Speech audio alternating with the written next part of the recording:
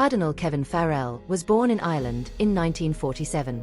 He has been the prefect of the Dicastery for the Laity, Family, and Life since 2016, and the current Camarlengo of the Catholic Church appointed by Pope Francis in 2019. History tells us that the figure of the Camarlengo is attested since the 12th century. A certain Guido, who was not then a cardinal, is mentioned by the chronicles as Camarlengo of the Roman Curia in 1123. A few years later, in 1150, Pope Eugene III created the office of Camarlengo of the Sacred College of Cardinals at the same time that he decreed that the Bishop of Ostia would be the dean of the college. The Camarlengo administered the assets and revenues of the college, and kept the record of the matters processed in the consistories. For a few centuries, the position of Camarlengo was held for 1 year. Then it changed. Each pontiff appoints the Camarlengo without limit of years in office, and to this day. In fact, the Camarlengo exercises his primary function during the period of the vacant apostolic see and intervenes in salient aspects before and during each conclave.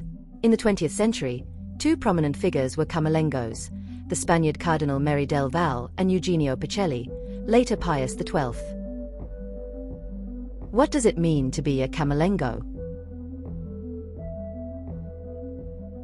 There is an interesting issue, and that is that given the situation of illness of Pope Francis, and because of the previous experience of resignation of Pope Benedict XVI, it is known that Francis delivered a signed letter of resignation in case of incapacity. The media placed the responsibility of communicating it on the person of the Camarlengo in the hypothetical case that a pope could not do so personally. Benedict XVI did inform the cardinals and the world of his resignation, and since the documents do state that the exclusive function of legally confirming the death of a pontiff corresponds to the Camarlengo, as well as communicating the death of a pope, first to the College of Cardinals and then to the diplomatic corps and to the world, it follows that even in the event of the pope's resignation and inability to communicate it, the task falls exclusively to the Camarlengo. At present, the Holy See simplifies the functions of the Camarlengo in two documents. In the Apostolic Constitution Pastor Bonus of St. John Paul II, and in the last Constitution of Reform of the Roman Curia, Predicate Evangelium of Pope Francis. From both, the synthesis of the functions of the Camarlengo during the period of vacant apostolic see, after the death or resignation of a pope and prior to the conclave, is extracted. We review the fundamental ones among other functions. 1. To ensure that the regulations in relation to the protocols after the death of the pontiff are carried out, he is the authority to authorize or not any matter, such as taking images of the recently deceased pope, something totally prohibited. 2. Since all the positions of prefects of the Curia cease as soon as the pope dies, the Camarlengo must obtain the statement of accounts of all the offices of the Curia, as well as request the annual budget for the following year foreseen by the cardinal responsible for the Council for Economic Affairs, which is currently headed by Cardinal Reinhard Marx. 3. To inform the College of Cardinals of the meetings that will take place before and during the conclave, and of the topics to be discussed, as well as to respond to their doubts and proposals.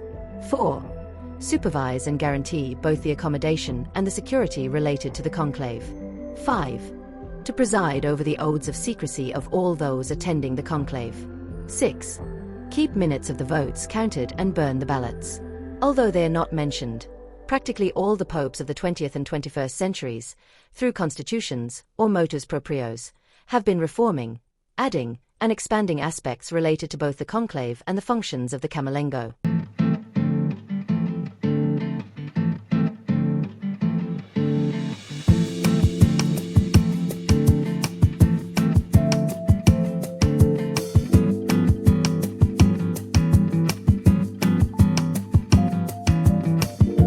In 1996, for example, Pope John Paul II, through the Constitution Universi Dominis Egregius in Chapter 3, developed the functions of the Camarlengo during the vacant apostolic see. And expressly in Chapter 4 it specifies that the Cardinal Camarlengo is obliged to watch attentively so that the confidential character of those who happen in the Sistine Chapel is not violated in any way. It must be understood that previously all those attending the conclave have sworn an oath on the Gospels about the secret character of the conclave.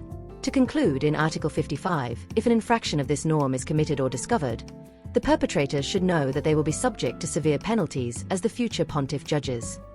Benedict XVI in the Motu Proprio Norms Non Nullas of 2013 also subscribes without variations to the functions of the Camarlengo during the conclave, in a notably way, as has been commented, falls on this figure the responsibility of ensuring the secrecy of the conclave, ensuring the minutes of the counts and burning the ballots until those that announce the white smoke of the habemus papam. Of Cardinal Farrell's ministerial itinerary, he highlights that he entered to become a religious in the novitiate of the Legionaries of Christ in 1966, and was ordained a priest in that congregation in 1978. He came to occupy the position of general administrator. Its link with economic management has been a constant to this day over the years. In 1983, for years after his priestly ordination as a Legionary of Christ, Farrell left the congregation and went to the United States, where he was incardinate in the Diocese of Washington. There he held various functions as parish priest, director of the Hispanic Center, and others more linked to the care of immigrants. The cardinal speaks perfect Spanish and Italian. We do not know if any other language. In 2001, he was ordained a bishop and was assigned to be auxiliary of the Diocese of Washington. In 2007, he was appointed Bishop of Dallas by Pope Benedict XVI, and in 2016, he moved to Rome after being appointed by Pope Francis as prefect of the Dicastery for the Laity, Family, and Life. Cardinal Farrell apparently does not clash with Catholic orthodoxy, but he can be classified as one of the greatest promoters of the controversial Amoris Laetitia, which has generated so many problems in the pastoral care of the family. And in a particular way because situations of laxity have been generated with respect to the requirement that those who receive Holy Communion meet the appropriate conditions, so that the care and protection of the Eucharist is a reality and prevent or avoid sacrileges. The Cardinal, for example, is in favor of priests intervening as little as possible in premarital courses, but points out other lay agents and married couples as competent. Given this not trivial aspect, it is worth asking whether the statistics confirm what would be desirable, that of all the couples who marry in the Church, how many then go on to live an active life as Catholics with participation in the ecclesial community. Cardinal Farrell's duties include the promotion of world meetings of families and laity, as well as the supervision of all pastoral care in these areas and of lay associations.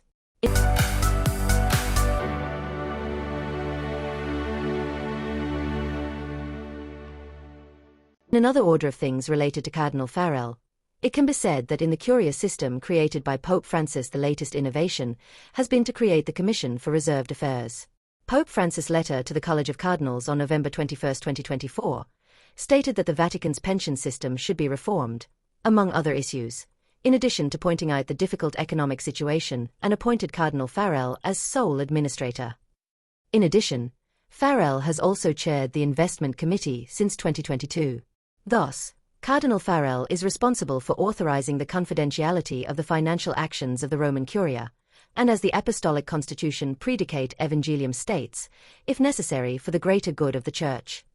This thing about the greater good of the Church is striking because although it is understood that there are delicate and problematic situations, as in any state, that must be resolved discreetly, think of possible kidnappings of religious people or so many difficult situations that are not made known, the reservation is understandable. However, the principle of transparency is also an even greater demand given the countless financial scandals and scandals of all kinds that the Catholic people have been experiencing in recent decades.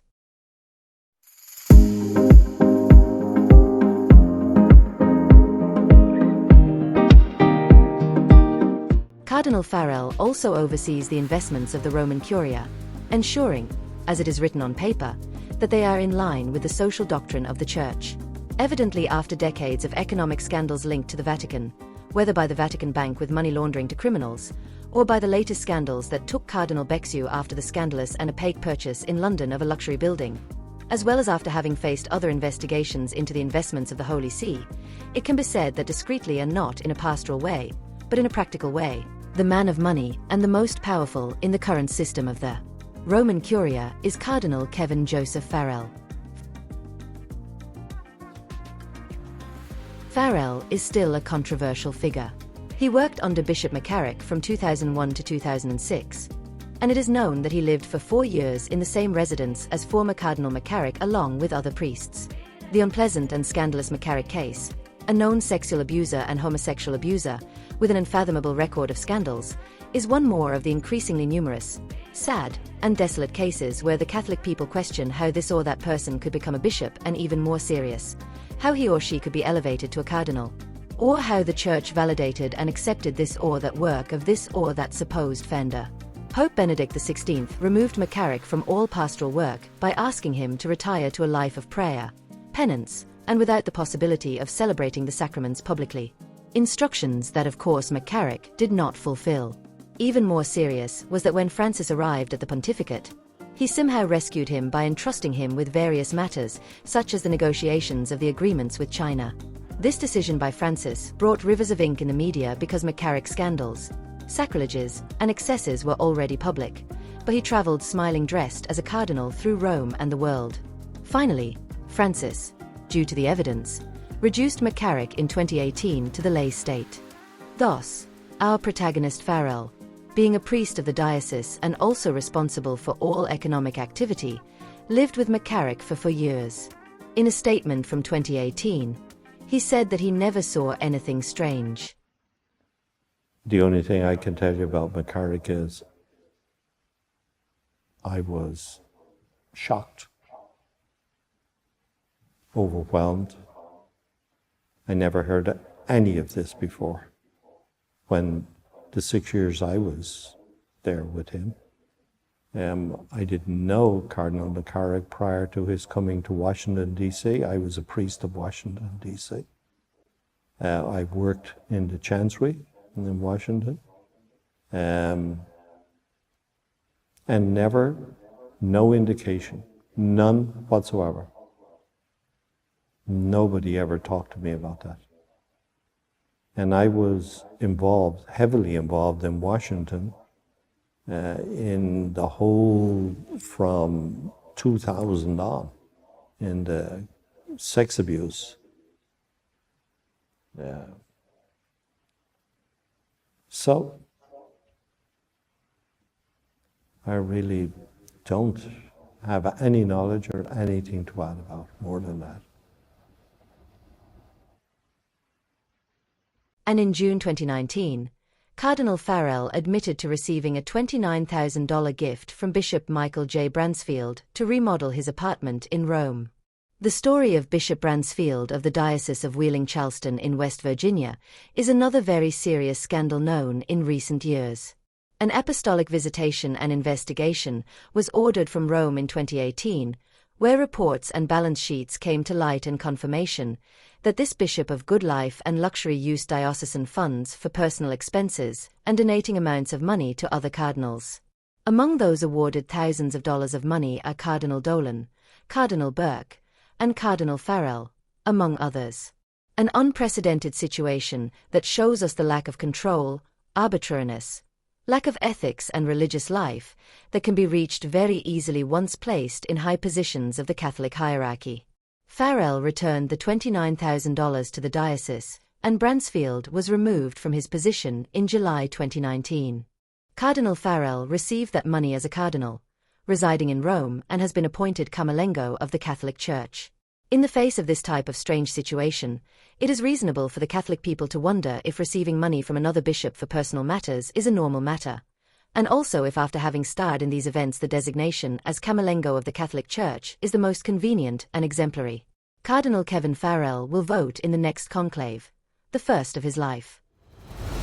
Porque solo Dios sabe quién entra como cardenal y quién debería salir elegido como el 267 Papa de la Iglesia Católica para liderar parte del siglo XXI.